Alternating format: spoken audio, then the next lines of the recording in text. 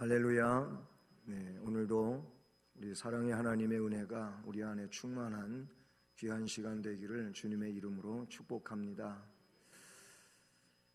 요한복음 13장 15절 말씀, 요한복음 13장의 말씀 가운데에서는 예수님이 제자들의 발을 씻기신 이런 내용이 나옵니다. 그 13장 15절 말씀에서 예수님은 그 발 씻긴 사건과 관계해서 이런 말씀을 하십니다. 내가 너희에게 행한 것 같이 너희도 행하게 하려 본을 보였노라. 아멘. 내가 너희에게 행한 것 같이 너희도 행하게 하기 위해서 본을 보였노라. 주님이 그렇게 말씀을 하셨습니다. 주님이 그 일회적 사건이라고 할 수 있겠지만, 근데 그것이 한 번 해서 그냥 그렇게 형식적으로 본을 보인 그런 내용은 아니겠죠. 주님의 일생이 그 발 씻기는 사건과 연속적인 내용은 아니라 할지라도 하나님이신 그분이 진정 죄인인 인간의 모습으로, 물론 죄는 없으시지만 그렇게 오셔서 낮고 천한 자리에서 태어나시고 일생을 그런 가난한 삶 속에서 그리고 섬김의 삶을 사신 이런 내용들은 그의 끝없는 섬김의 삶이고 또 그 자체가 본이 되는 삶의 모습이라고 생각합니다. 내가 너희에게 행한 것 같이 너희도 행하라고 본을 보인 것이다. 그리고 이렇게 행하는 사람이 복을 받을 것이다. 이렇게 주님이 말씀을 해주셨습니다. 바울 사도는 오늘 말씀 그 15절 말씀에서 그리고 16절 마지막에서 역시 본받는 자가 되라고 그렇게 말씀을 해주십니다. 바울 사도는 그가 영적으로 낳은 자녀인 고린도 교회의 성도들이 어떻게든지 그릇된 길로 가지 않고 신앙적 올바른 길로 갈 수 있도록, 즉 성숙한 신앙인의 삶을 살아갈 수 있도록 아버지의 심정으로 이들에게 훈육하고 있는 또는 권면하고 있는 이 말씀을 우리가 볼 수 있다는 사실이죠. 성경은 하나님이 우리를 향한, 즉 인간을 향한 교훈 또는 명령, 그리고 그 내용들은 삶을 하나님 뜻에 부합하도록 하게 하기 위해서 그렇게 하시는 내용인 줄로 믿습니다. 때문에 성경에서 말씀하고 있는 이 하나님의 말씀을 순종하고 따르는 것, 즉 그 명령을 지키는 것, 그 훈계를 순순히 받아들이는 것, 이것이 진정한 믿음이고 그리고 바른 신앙인으로서의 삶을 살아갈 수 있는 그 근본이 된다고 볼 수가 있죠. 성경에 기록된 말씀들, 복된 말씀, 즉 우리에게 그냥 직설적으로 이렇게 복을 약속하고 있는 말씀들도 있지만 더 많은 부분들이 보면은 우리의 죄된 모습, 잘못된 것, 이런 것들에 대해서 강력하게 그렇게 훈계하고 책망하는 이런 말씀들이 있다는 사실이죠. 그 책망을 들음으로 바르게 될 수 있다는 사실을 기억하게 됩니다. 그 구부러진 못 있지 않습니까? 못이 나무에 이렇게 박았다가 다시 이렇게 빼가지고 쓰려고 하면은 이 못이 구부러져 있고 또는 못 자체가 그 못 끝도 그렇고 뾰족하지 않고 뭉툭하게 되고 그렇습니다. 구부러진 못을 쓰기 위해서는 다시 반듯한 나무라든지 아니면 철 그런 이라든지 그곳에 얹어놓고 망치로 두들겨서 그거를 펴야 됩니다. 그냥은 펴지지 않지요. 그래야 또다시 재활용되는 쓸모 있는 못이 됩니다. 예레미야서에 보게 되면은 하나님의 말씀을 뭘로 표현하기도 했느냐 하면은 방망이로 표현하기도 했습니다. 말씀이 우리를 어떻게 때리는 거예요. 두들기는 거. 그런 의미로서 말씀해 주고 있다는 사실이죠. 결국 말씀에 많이 얻어맞는 사람은 어떤 사람이냐면 심히도 구부러져 있는 사람일 수밖에 없어요.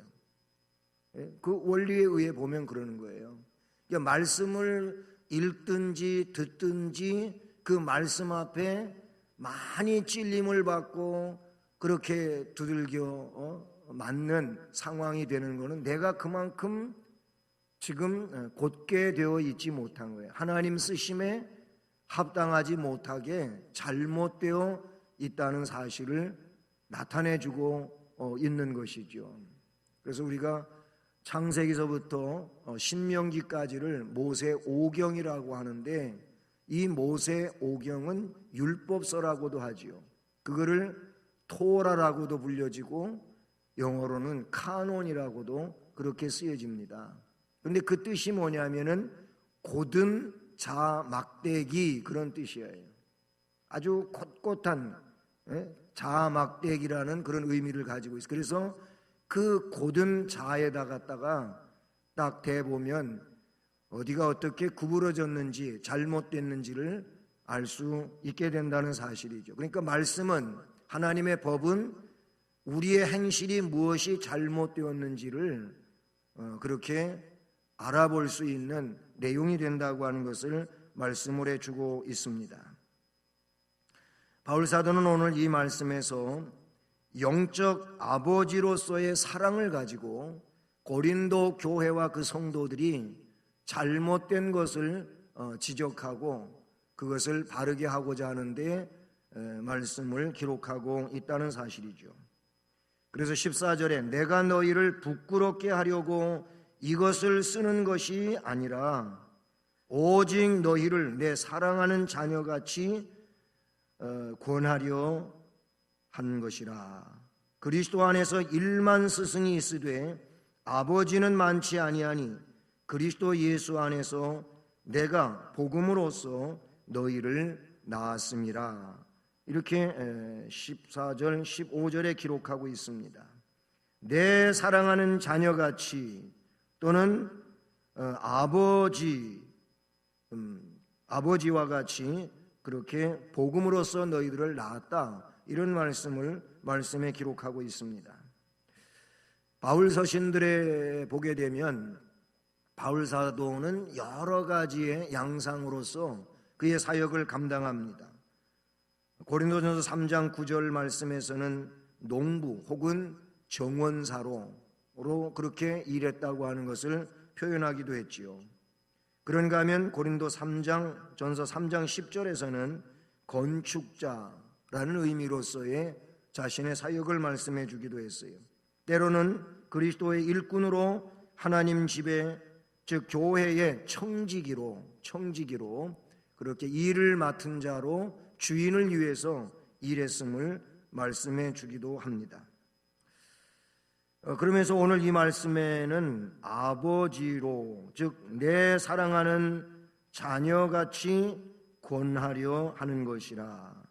그리고 그리스도 예수 안에서 내가 복음으로써 너희를 낳았음이라. 이런 말씀들을 보게 되면 바울 사도는 영적인 아버지로서의 사랑을 가지고 이들을 바르게 하고 하나님 앞에 온전히 세우기를 원하고 있는 이 내용을 볼 수 있다는 사실이죠.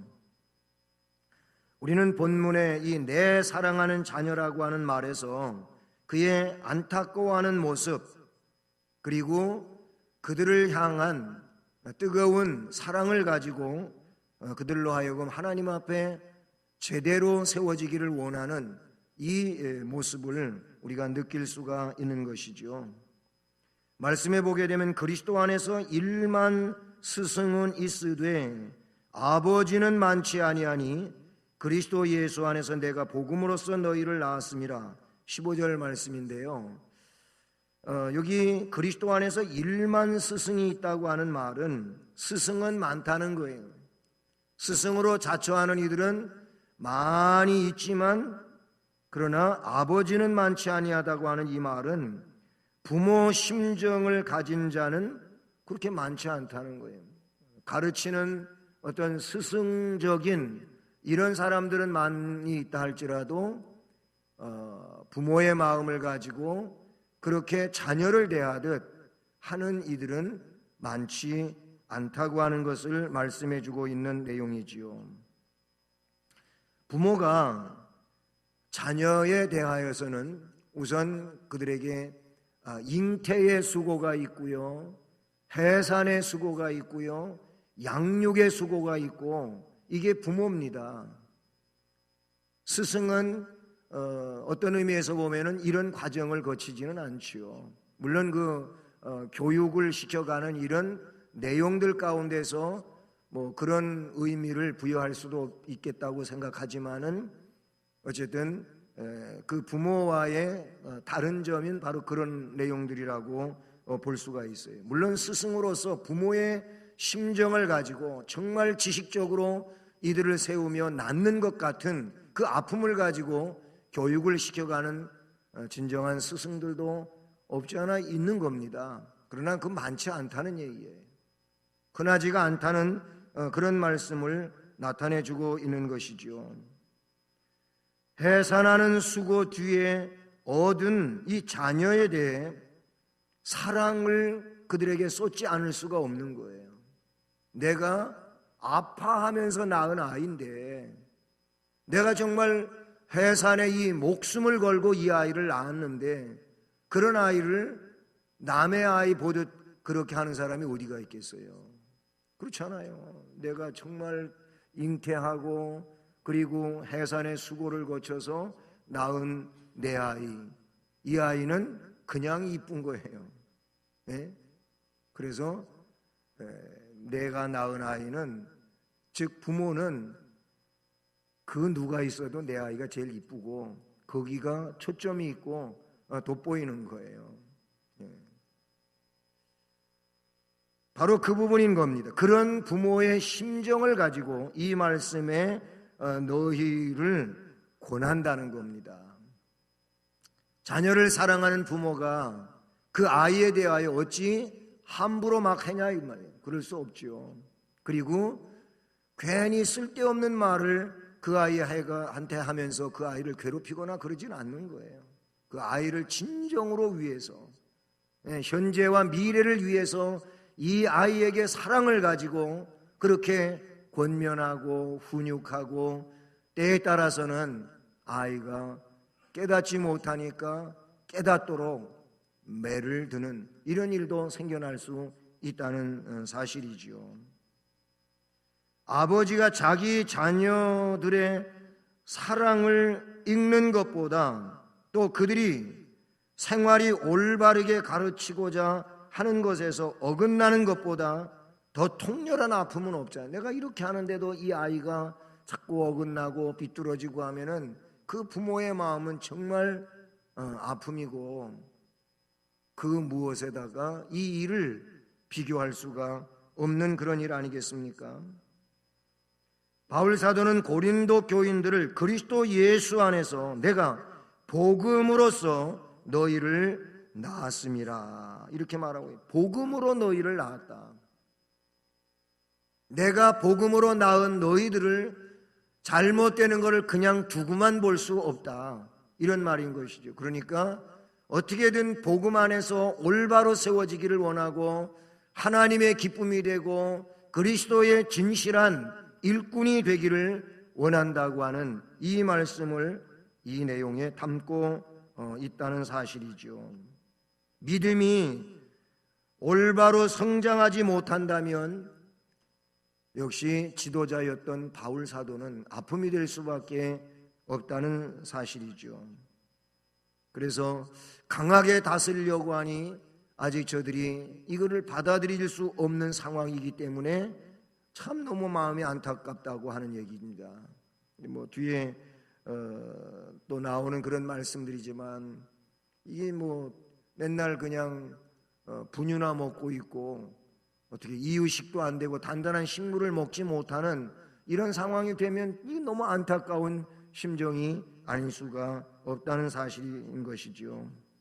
그래서 영적 아버지로서의 사랑을 가지고 이들을 훈육하고 그리고 이렇게 하라고 하는 어떤 본이 되는 내용에 대하여 말씀을 해주고 있다는 사실이죠.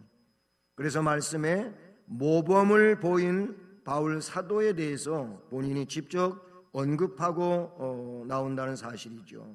그래서 16절 보면 그러므로 내가 너희에게 권하노니 너희는 나를 본받는 자가 되라 라고 말씀합니다. 이 본받는 자가 되라고 하는 것은 그냥 말로만 어떻게 이들을 세우고자 하는 것이 아니고 그 삶의 내용을 가지고 이들에게 접근하고 이들을 그와 같이 세우고자 하는 내용을 나타내주고 있지 않습니까?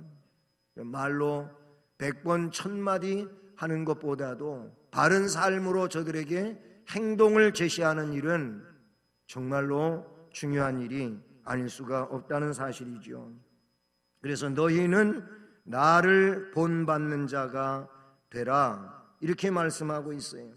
물론 여기에서 본받는 것은 그 바울 사도의 신앙적 본이 되겠지요. 복음 진리를 추구해가는 이 내용에 따르는 삶의 본이라고 말할 수가 있겠습니다. 그 삶에는 기도의 모본이기도 할 것이고 교회를 사랑하는 그런 그의 삶의 본일 수도 있고요. 통틀어서 이런저런 일들에 대한 바울 사도가 주님을 섬기고 교회를 섬기고 성도를 섬기는 본에 대한 말씀이라고도 볼 수가 있는 것입니다. 그러니 너희는 나를 본받는 자가 되라 이 말은 바울 사도의 어떤 인간적인 모습을 본받으라고 하는 말이 아닌 것이지요. 그가 교만해 가지고 이런 말을 사용한 것도 절대 아닙니다. 왜냐하면 그의 삶은 교만한 모습이 아닌 겸손하고 또 주님을 모델로 하여 살아가는 그에게 있어서 진정 그의 삶은 예수를 닮은 자로, 그래서 또 바울 사도를 닮으면 예수를 닮는 이런 삶이 되었기 때문에 그렇습니다. 그러므로 너희는 나를 본받는 자가 되라 이 말은 그리스도 예수 안에서의 나의 모습을 본받아라 이 말이 된다 그런 얘기예요. 예수님을 닮아가는 나의 삶을 보면서 너희들이 나를 통하여 예수님을 닮는 자가 되었으면 더 바랄 것이 없겠다, 이런 의미의 말씀이라고 생각합니다. 바울 사도는 다메섹 도상 사건 이후에 그때로부터 그는 예수 안에 있는 자였음이 틀림이 없습니다. 고린도후서의 말씀에도 그가 주님을 위하여 겪은 일들을 이야기하게 될 때 그는 매도 많이 맞았어요. 주님을 위하여 매도 많이 맞았고 위험이라고 하는 위험은 거의 안 당해 볼 정도로 온갖 위험을 다 당해봤다고 말씀하고 있죠. 복음을 위하여 헐벗고 춥고 배고프고 잠자지 못하고 이런 일들에 대하여서도 그는 언급해주고 있어요. 과연 우리가 예수 그리스도를 구주로 믿으면서 시대적 상황은 많이 달라졌지만 정말 주님을 위하여 그렇게 우리가 매를 맞아 봤습니까? 아니면 욕을 먹어 봤습니까? 아니면 그가 생활했던 것처럼 춥고 헐벗고 배고프고 즉 굶주리고 이런 삶을 살아봤냔 말이에요. 그렇지는 않잖아요. 그러면서도 우리는 신앙의 삶을 살아가면서 힘들다고 하고 여러 가지로 지친다고 하고 그런 걸 보면 너무 우리는 안일 속에 있지 않나 하는 생각도 갖게 된다는 사실이죠. 그래서 바울은 사랑하는 자들아 나를 본받으라 이렇게 말한 이 내용은 사랑하는 자들아 나를 통하여 그리스도를 본받으라, 라는 이런 의미의 말씀이 된다고 볼 수가 있어요. 실제적으로 이 고린도전서 11장 1절에 나아가 보면은요, 11장 1절에 바울 사도가 이렇게 말씀하고 있어요. 내가 그리스도를 본받는 자가 된 것 같이 너희는 나를 본받는 자가 되라 그랬어요. 내가 예수 그리스도를 닮은 것처럼, 닮아가는 것처럼 너희들은 나를 통하여 예수님을 닮는 자가 되었으면 좋겠다.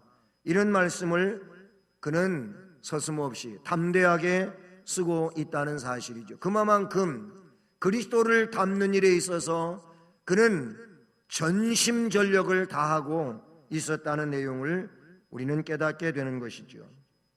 빌립보서 3장 17절 말씀에서도 바울 사도는 그와 비슷한 말씀을 쓰고 있는데, 형제들아 너희는 함께 나를 본받으라 그랬어요.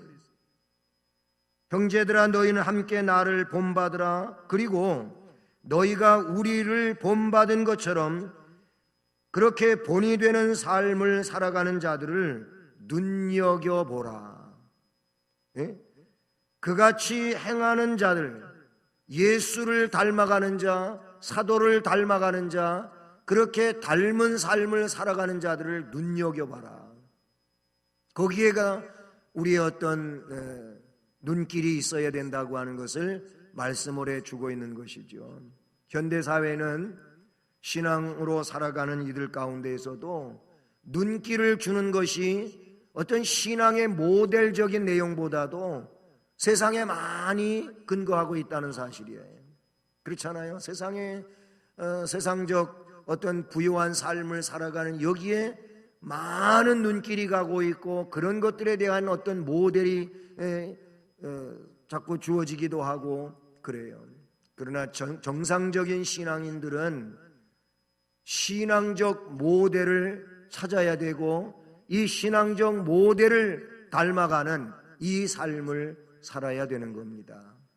그래서 그분이 어떻게 기도를 하는지, 어떻게 헌금 생활을 하는지, 어떻게 성경을 읽고 말씀이 중심이 된 삶을 살아가고 몸부림을 치는지, 내가 신앙의 롤 모델로 삼고 있는 그런 믿음의 훌륭한 분이 있다면 그분이 그런 삶을 살아가는데 몸부림치고 있는 것들을 생각해 보면서 우리가 닮아가야 되는 겁니다. 그게 신앙적으로 나에게 크나큰 유익이 될 것이고, 우리 주님께 매우 큰 영광을 돌려드리는 이런 내용이 될 줄로 믿습니다. 그렇습니다. 너희가 우리를 본받은 것처럼 그와 같이 행하는 자들을 눈여겨보라. 거기에 눈길을 주라고 하는 이런 말씀을 쓰고 있다는 사실이죠. 바울 사도는 그리스도의 사랑과 고난을 본받으며 그 자신이 그리스도의 복음을 위하여 겪은 고난과 역경을 생각하고 어떤 일을 하든지 복음 안에서 그리스도를 위하여 본받는 삶을 살라고 말씀해 주고 있습니다. 왜냐하면 고린도 교회와 성도들이 그런데 본을 두고 있는 것이 아니고, 거기에 눈길을 주고 있는 것이 아니고, 자꾸 은사를 받고 은사를 가지고 네가 더 나으니 내가 더 나으니 막 이런 씨름만 하고 있기 때문에, 그래서 파당이 지어지고 교회가 우리 주님이 원하시는 그런 내용에 일치하여 나가지를 못하는 이 고린도 교회를 바라보면서 안타까움이 심하였었다고 하는 것을 깨닫게 되는 것이죠. 바울 사도는 이런 훈육을 해나갈 때 이렇게 저들을 위해서 본을 보이며 나아가게 될 때, 때에 따라서는 강하게 하기도 하였고 때에 따라서는 온유하게 하기도 했었음을 보게 됩니다. 그러니까 바울 사도의 훈육 방법은 강온이 함께 조화를 이루고 있었다는 내용을 우리가 말씀들 속에서 살펴보게 되는 것이죠. 다음 시간에 찾아볼 내용이지만, 그래서 그 21절 마지막 절 말씀에 보게 되면, 너희가 무엇을 원하느냐? 내가 매를 가지고 너희에게 나아가랴? 사랑과 온유한 마음으로 나아가랴. 매를 가지고 나아갔으면 좋겠느냐, 아니면 사랑과 온유를 가지고 너희에게 나갔으면 좋겠느냐, 한번 생각을 해보라는 겁니다. 뭐 사랑과 온유로 다가오면은 그 자체가 좋으리라고 생각하지만은, 그런데 그런 것 가지고 사람들이 잘 깨닫지를 못하니까, 그래서 제대로 깨닫지를 못하니까, 세워지지를 못하니까 문제가 있잖아요. 그럴 때에는 어쩔 수가 없이 강한 책망을 할 수밖에 없다는 사실이죠. 문제는 뭐냐면, 강한 책망을 듣게 될 때 그거를 감사하게 생각하고, 그래서 자신을 세우고 유익하게 하면 좋겠는데, 그런데 여러분, 요즘의 시대는 그래가지고 사람들이 다 시험 들었다고 하고 반발하고 문제를 갖게 된다는 거예요. 그러면 자신의 잘못을 깨닫지를 못하고 세워지는 데는 어려움이 많다는 이런 내용일 수밖에 없다는 사실이지요. 모쪼록 여러분은 말씀을 읽다가든지 말씀을 듣다가든지 이런 공개적 상황에서 그 말씀이 나를 찌른다면, 뭐 어떤 분은 때린다 그러는데, 친다 그러는데, 야, 오늘 목사님 되게 치는 설교했다고. 어떤 분은 또 더 좀 이상하게 말해, 까는 설교를 합니다. 까는 설교를. 그렇게 말하는 분도 있는데, 그렇게 들려진다면 그 말씀 앞에 나는 어떻게 되냐, 회개해야 됩니다. 그게 올바른 겁니다. 분명히 성경은 지난번 재직 세미나에서도 요한계시록 2장과 3장을 가지고 나의 신앙 진단에 대한 말씀을 드렸는데, 여러분 그 말씀을 통하여 주님이 칭찬하신 일들에 대해서는 정말 그거를 더 크게 만드는 것이 은혜일 것입니다.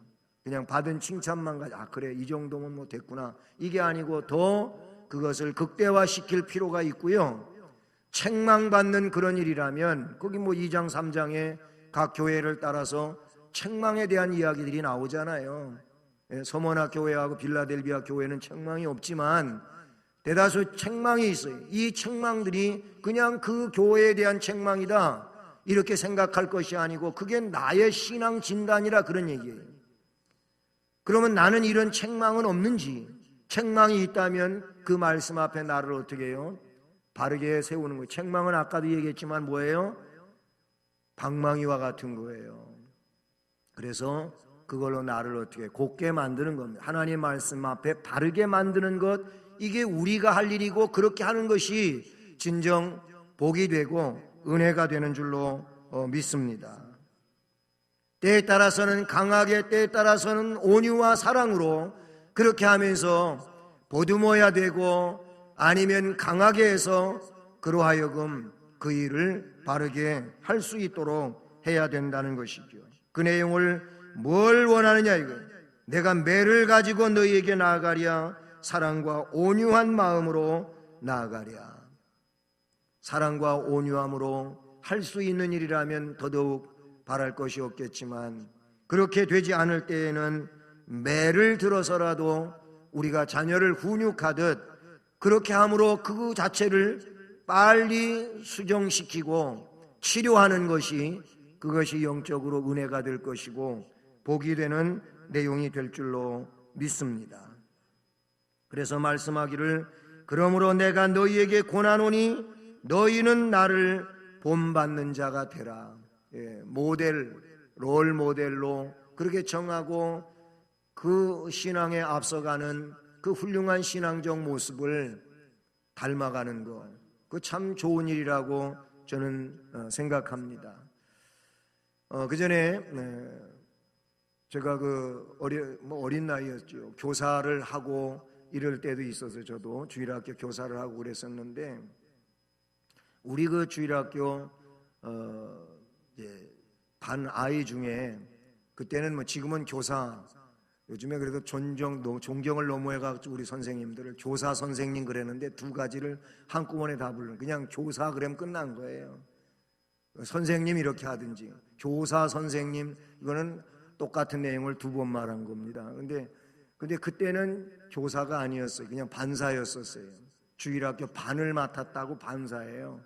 반쪽밖에 안 돼서 반사가 아니고 어쨌든 한 반을 맡고 있어서 반사 이렇게 불렀는데, 그 맡은 반에 뭐 교회 중직 자녀도 있고 막 그래요. 뭐 예수 안 믿는 가정에서 오는 아이들도 많이 있었고요. 그런데 얘가 꼭 선생님 따라서 하는 아이가 있어요. 선생님이 기도하는 모습을 가만히 봐뒀다가 그 아이가 꼭 선생님 같이 기도를 하는 거예요. 예? 뭐 우리 그 교사하고 할 때 예배당은 그냥 옛날 넓은 송판이라 그러죠. 송판, 소나무로 이렇게 켜가지고 송판 만드는 이런 넓은 송판을 깐 마루, 옛날 마루, 그런 교회였었어요.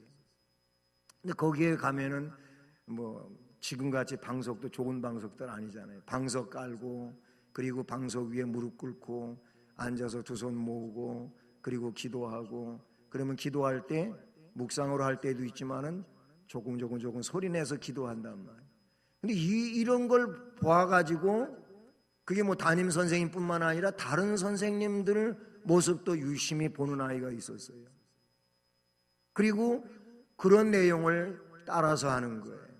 뭐 헌금할 때 뭐 그때는 헌금하는 돈도요, 뭐 1원짜리, 2원짜리 10판이라고 된 거 있었잖아요. 그런 게 63년도에 화폐개혁이 되면서 뭐 그게 1원으로, 10판이 1원으로 바뀌고 그런 적 있잖아요. 어른들은 아실 거예요. 근데 그런 작은 돈을 가지고 헌금을 할 때에도 그 헌금을 손에다 잡아가지고 이렇게 갖고 헌금 주머니에다가 넣는 모습, 애가 그대로 하는 걸 보니까 그렇게 이쁠 수가 없는 거예요. 진짜 이뻐요. 저는 3대 예배를 드리거나 이렇게 하면서 그거를 부모님이 자녀에게 꼭 가르치라는 거예요. 예배당에 올 때서부터 준비하는 모습, 이게 다 부모가 자녀에게 가르쳐 줄 일들이거든요. 예배당에 올 때 어떻게 준비를 해서 오는지, 그리고 예배당에 와가지고 예배당을 들어서면서 아시는 분들하고 공손히 교회에 이리 와서 있는 분들하고 인사하는 거, 이런 거 다 교육이거든요. 그렇게 인사하고 또 미소로 서로 화답하고, 그리고 예배당에 들어와가지고 제일 먼저 헌금 드리고 들어오잖아요. 지금 우리는 뭐 저 뒤에 헌금함을 놓고 있습니다만, 그 헌금함에 야, 헌금은 이렇게 하는 거야 하면서 아이한테 보여주고, 이게 전부 다 신앙적 올바른 교육이란 말이죠. 그리고 그렇게 기도하며 기도하는 마음으로 헌금함에다 헌금을 놓고, 그리고 앉을 자리에 와서 앉아가지고 가만히 간절히 기도하는 모습 보여주고, 예? 그리고 예배 시간에도 하나하나 순서마다 어떻게 하는지에 대하여 내 아이에게 가르치라는 말이에요. 3대 예배가 그걸 위하여 있는 거고, 부모님과 자녀가 함께 부서에서 예배를 드리는 그 일도 그런 내용으로 일환을 삼고 하는 내용이란 말이죠. 그렇게 해서 진정한 바른 예배자로 내 자녀를 세우고 키우는 것이 부모님이 해야 할 일들이라, 그런 얘기예요. 집에서도요, 성경 펼쳐놓고 성경 읽는 거를 어린 자녀들에게 자꾸 보여줘야 돼요. 기도하는 모습도 보여줘야 돼요. 찬송하는 모습도 보여줘야 돼요. 어린 자녀를 둔 부모님들은 이거 잘해야 돼요. 아이들이 커서도 물론 부모가 그렇게 해야 되겠지만은 이렇게 해야 되는 거예요. 그렇게 함으로 그 자녀가 오죽하면 그래서 찬송가에 나의 사랑하는 그 찬송가가 괜히 나왔냔 말이에요. 응? 어머님의 무릎 위에 앉아서 재미있게 듣던 말, 그때 일을 지금도 내가 잊지 않고 기억합니다. 이게 다 신앙적 가정과 가문에서 있었던 일이 그냥 찬송으로 만들어진 일이라고 볼 수가 있다는 사실이죠. 바울 사도는 말합니다. 내가 너희에게 권하노니 너희는 나를 본받는 자가 되라, 이렇게 말씀하고 있다는 사실이죠. 사랑하는 성도 여러분, 아버지 사랑하는 아버지처럼 사랑하는 자녀에게 권하는 것 같은 이 사도의 사랑의 훈계를 우리는 잘 듣는 자가 되어야 할 줄로 믿습니다. 그리고 그리스도를 본받는 자가 된 바울 사도를 본받는 자가 되어야 할 줄로 믿습니다. 그리고 그와 같이 행하는 자들을 눈여겨 보아야 될 줄로 믿습니다. 흔히 그냥 이상한 거 엉뚱한 것에 눈길을 주고 그래서 그거를 어떤 사상으로 삼고 말하고 하는 사람이 아니고 주를 본받는 자들에게 눈여겨볼 줄 아는 이런 신앙적 지혜가 함께하기를 바라는 것입니다. 그렇게 해서 어떻게 하고자 훌륭한 신앙인이 되고 신앙생활을 하는, 그래서 하나님께 영광을 돌리고 하나님 은혜를 받고 복을 받는 이런 심령들이 다 되어질 수 있기를 주님의 이름으로 축복합니다. 우리 찬송하시겠습니다. 찬송가 300